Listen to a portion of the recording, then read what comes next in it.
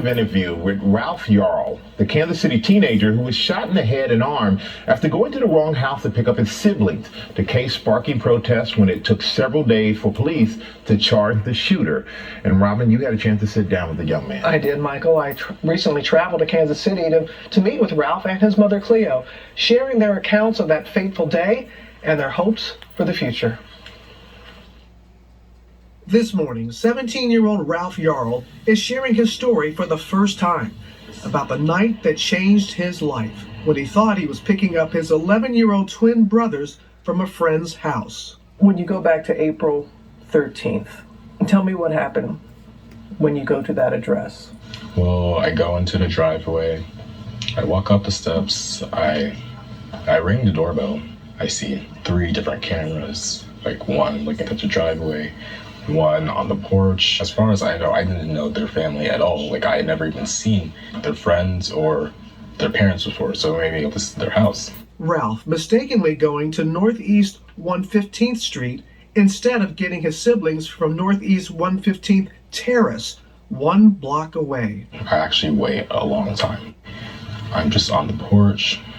So then I hear the door open. I see this old man, and I'm assuming, oh, this must be like their grandpa. And then he pulls out his gun, and I'm like, whoa. So I like back up. He points it at me. So I kind of like brace, and I turn my head. Before that, I'm thinking, there's no way he's actually gonna shoot, right? The door is even open. He's gonna shoot through his glass door, and glass is gonna get everywhere. Then it happened, and then I'm on the ground. I fall on the glass, the shattered glass, and then before I know it, I'm running away, shouting, "Help me, help me." Ralph says he ran to multiple homes until someone answered his plea for help. I was bleeding from my head. I was like, how is this possible? Like, I've been shot in the head. Had you ever seen that man before? Never. Were there any words that were exchanged before he shot you? He only said 5 words. Don't come here ever again. His mom, Cleo, concerned when her son never returned back home. I was worried already that maybe he had gotten a flat tire or something. And then we got a call from a strange number, and it was the police stating that they had him. What were the doctors initially telling you, Cleo? Oh, they didn't have to tell me anything. I'm a healthcare worker. He was partially alert when we got there, but it wasn't a pleasant sight. It was traumatizing. Shot twice, once in the head and arm, by 84-year-old Andrew Lester. In the aftermath, protests sweeping the streets of Kansas City after it took 4 days for police to file first-degree assault charges. The shooter remains out on bond, telling investigators he thought Ralph was a burglar and that he was scared to death when the teen came to his door. Lester, who has entered a not guilty plea, shooting twice within seconds of opening the home's main door, saying he was protecting himself.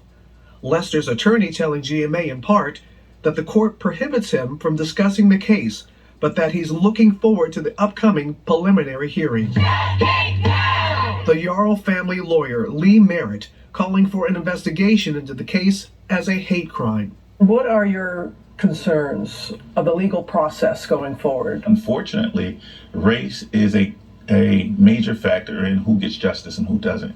And in cases where there's a white man and a black child, I've seen over and over again the criminal justice system contort itself out of shape to find a way to justify the shooting. And that is a concern for me here. Miraculously, 10 weeks later, Ralph's made a full physical recovery, but the mental and emotional trauma still lingers. There are a lot of things that are going on inside my head aren't normal. I've been having headaches, trouble with sleep, and sometimes my mind is just foggy. Like, I can't concentrate on the things that would be easy for me to do. You're looking at a kid that took the SAT when he was in the 8th grade, and now his brain is slowed. So physically he looks fine, but there's a lot that has been taken from him. What do you want people to know about you, Ralph? I'm just a kid, not larger than life because this happens to me. I'm just gonna keep doing all the stuff that makes me happy and just living my life the best I can, not let this bother me.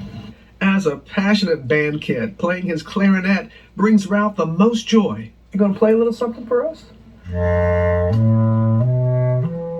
That love for music helping uplift him during the difficult days. Bravo! Bravo! Oh my! Wow. What was the name of that piece? Deepwood? Son, you can play. Ralph dreams of pursuing a career in chemical engineering as he and his family work to heal. What is justice to you in this case? Justice is just the rule of the law, regardless of race, ethnicity, and age. He should be convicted for the crimes that he made. I am past having any personal hatred for him. He should suffer repercussions because that is what our society is made of.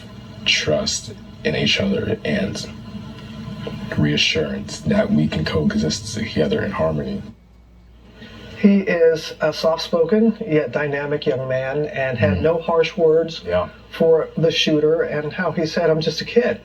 And just wanted to kind of humanize, he's not a statistic and he's not larger than life as he said, but the way he looked at me, he remembers those 5 words that he said were said to him by the shooter. He's so composed that it's amazing that he is a kid and he's trying to do his best to move on from this. But what's next in the case against the man who shot him? Yeah, we touched upon this. The dates for the preliminary hearing have been set for August 31st and September 1st.